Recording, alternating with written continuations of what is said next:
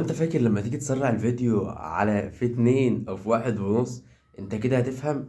لا، انت فقدت تركيزك ومش هتفهم، وكان غيرك اشطر وكان ظبط الدنيا. تعالى اسمعك كده وانت اسمع بنفسك كدهوت على واحد يا باشا. ده العادي، ده العادي لما تسمع الحاجة لأول مرة لازم تسمعها واحد.